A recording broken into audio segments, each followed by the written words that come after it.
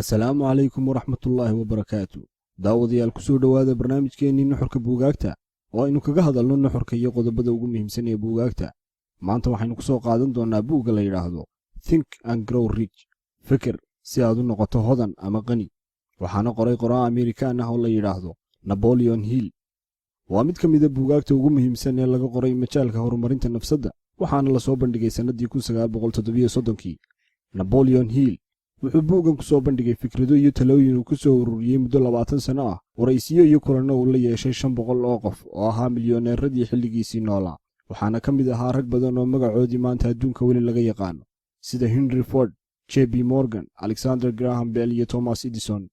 waxaana uu suuro geliyey la kulanka 500 ee qof Andrew Carnegie oo ahaa ninkii ugu hantida badnaa adduunka xilligaas. haddaba Napoleon Hill wuxuu fikradahaas iyo talooyinkaas ka soo qaatay oo uu buuggan ku soo bandhigay 13 talo oo haddii aad qaadato kaa dhigaya hodan ama kuu fududaynaya inaad gaadho hadaf kasta oo aad leedahay. waxaynu halkan ku soo bandhigi doonnaa maanta 8 talo ee ugu muhiimsan haddii Allah ka dhigo. talada koowaad: doonitaan dhaba. marka aad doonayso inaad gaadho hadaf, waa in marka ugu horraysa ay jirtaa doonis dhaba. waa inay kaa go'an tahay inaad gaadho meesha aad u socoto. haddii aanay si dhaba kaaga goonayn, waxa aad u yar suurtagalnimada aad ku gaadhi karto hadafkaas.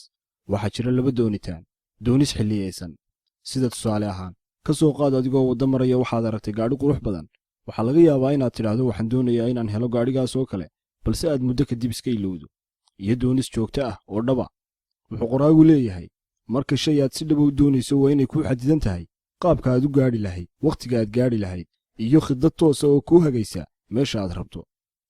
talada labaad: rumayn. waa inaad aamintahay inaad gaadhayso meesha aad u socoto ee hadafka kuu ah, waana inaad rumaysan tahay inaad awood u leedahay inaad gaadho hadafkaaga, una qalantid inaad hesho waxa aad doonaysid. haddii aad sidaa aaminto, waxa aad kuugu fududaanaysa inaad gaadho meesha aad rabto. balse taa cagsigeeda, haddii aanad aaminsanayn inaad gaadhayso waxa aad rabtid, waxaa xataa adkaanaysa inaad samayso isku day. talada saddexaad: takhasus gaara. si aad u noqoto hodan ama u gaadho hadafka aad leedahay, waa inaad yeelataa takhasus gaara. waa inuu jiro xirfad ama takhasus gaara oo aad kaga horrayso cid walba. si aad u noqoto qof muhiim ah, kuma anfacayso inaad noqoto qof wax kasta macluumaad guud ama kooban ka haysta. waa inaad yeelato takhasus gaara oo adiga lagugu soo hagaago. talada afraad: sawirasho ama malaawaal. wuxuu qoraagu leeyahay, ka hor inta aanad samayn waxba, waa inuu jiro malaawaal ama sawir maskaxeed oo kuu muujinaya meesha aad u socoto. waxay arrintani kaa caawinaysaa inaad sawirato oo ogaato meesha aad u socoto, qaabka ay u eg tahay iyo sida aad u gaadhi lahayd, iyo sidoo kale doorashada waddadii aad u mari lahayd si aad u gaadho hadafkaaga. talada shanaad: qorshe cad oo nidaamsan. waxaa lagama maarmaan ah inaad yeelato qorshe cad oo nidaamsan si aad u gaadho hadafkaaga. wuxuu qorshahaasi kaa caawinayaa inuu kugu hago meesha aad u socoto ama hadafkaaga, wuxuuna kuu noqonayaa maab iyo jiheeyo aad ku garato inaad ku socoto waddadii saxda ahayd ee ku gaadhsiinaysay hadafkaaga. sidaa daraaddeed, waxaa lagama maarmaan ah inaad yeelato qorshe nidaamsan si aad u gaadho yoolkaaga. talada lixaad: go'aan. dhammaan dadka qaniga ah ama guulaystay waxay ka siman yihiin inay yihiin dad go'aan leh oo mar walba ku fiican inay gaadhaan go'aan, ha noqdo go'aan degdeg ah ama mid ay ka fikireen oo waqti qaata. si aad u gaadho hadafkaaga, waa inaad tahay qof gaadhi kara go'aan marka loo baahdo. talada toddobaad: haldoor.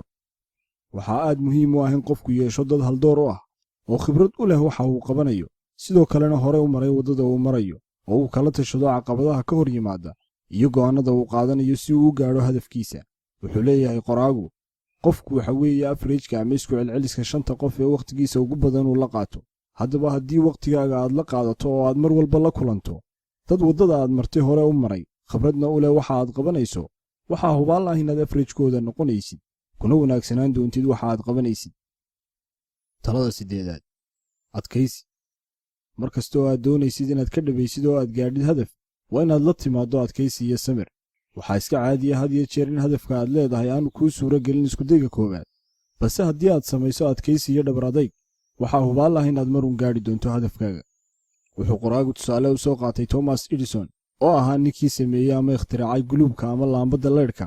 wuxuu sameeyey 1000 iskuday oo guuldaraystay, laakiin marna kamuu niyad jabin inuu ku celceliyo ilaa intuu ka gaadhayo hadafkiisa. wuxuu ugu dambayntii iskudaygii 1001 ku guulaystay inuu gaadho hadafkiisii, uuna sameeyo laambadda iyo leydhka ilaa maanta laga isticmaalo adduunka. ugu dambayntii, haddii aad u adkaysato aad u samirto waxa aad doonayso inaad gaadho, waxaa hubaal ah inaad maalinun gaadhi doonto xataa haddii aad marar badan guuldarraysato